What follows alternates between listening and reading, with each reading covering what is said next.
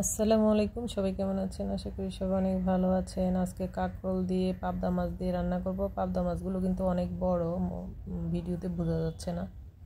তো এখানে কড়াইতে তেল গরম দিয়ে এখন পাবদা মাছগুলোকে হলুদ লবণ দিয়ে মেখে কড়াইতে দিয়ে দিলাম, আর ফুটে গায়ে পড়বে দেখে ঢেকে দিয়েছিলাম। তারপর কিছুক্ষণ পর উল্টে দিচ্ছি। তো এই মাছগুলো দিয়ে আজকে আমি কাঁকরোলটা রান্না করব। কাঁকরোলগুলোকে আমি একদম মোটা মোটা করে কেটেছি। যেহেতু মাছগুলো বড়, তাই কাঁকরোলগুলোকে অনেক মোটা করে রেখেছি যাতে করে তরকারিটা দেখতে ভালো লাগে। তো মাছগুলো ভাজা হয়ে যাওয়ার পর তুলে নিচ্ছি। এখন এই তেলেই কাঁকরোলগুলো দিয়ে দিলাম, দিয়ে কাঁকরোলগুলোকে এখন হলুদ লবণ দিয়ে ভেজে নিব। কাঁকরোল সেদ্ধ হতে যেহেতু একটু সময় লাগে, তাই আগে তেলের মধ্যে ভেজে নিচ্ছি। আর এইভাবে তেলে ভেজে রান্না করলে তরকারিটা বেশি মজা হয়। তো আমি এখানে সামান্য একটু লবণ দিয়ে দিলাম যাতে কাঁকরোলটা সেদ্ধ হয়। সামান্য একটু হলুদ দিয়ে দিলাম কালারের জন্য। তো এখন উল্টে পাল্টে ভালোভাবে কাঁকরোলগুলোকে ভেজে নিব।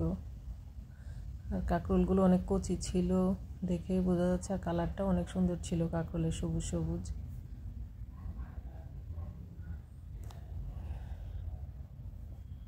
আরেকটা কথা আমি কিন্তু তরকারি বা কোনো কিছু কালার কখনো এডিটিং করি না। এডিটিং ছাড়াই আমার তরকারির কালার সুন্দর আসে। তো এখানে এখন কাঁকরোলগুলো ভাজা হয়ে যাওয়ার পর আমি এখানে পেঁয়াজ বাটা দিয়ে দিলাম 3 চা চামচ, তারপরে আদা বাটা, সামান্য একটু রসুন বাটা হাফ চা চামচ করে দিয়ে দিলাম। দিয়ে এখন এখানে লবণ দিয়ে দিচ্ছি স্বাদ মতো। তারপরে হলুদের গুঁড়া দিয়ে দিচ্ছি 1 চা চামচ, মরিচের গুঁড়া 1.5 চা চামচের মতো দিয়ে দিচ্ছি।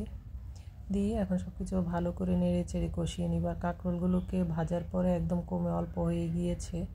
ভেবেছিলাম বেশি হবে, এখন দেখি কমে গিয়েছে, কারণ যেহেতু কচি তাই ভাজার পরে এগুলো চুপসে গিয়েছে।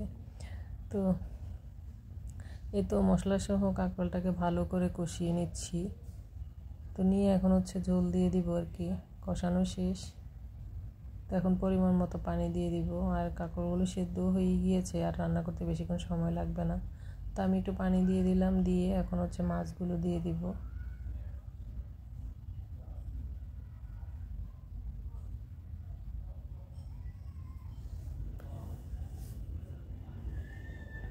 এত নেড়ে চেড়ে এখন আমি ঢেকে দিচ্ছি।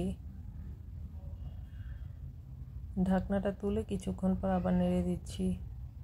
এইভাবে কাঁকরোল রান্না করে খেয়ে দেখবেন, অনেক মজা হয়। অনেকেই কাঁকরোলটা বেশিরভাগ ভাজা পছন্দ করে, আমিও ভেজে খাই। তারপর এইভাবে মাছ দিয়ে রান্না করলে খেতে কিন্তু অনেক ভালো লাগে। আপনারাও বাসায় ট্রাই করতে পারেন।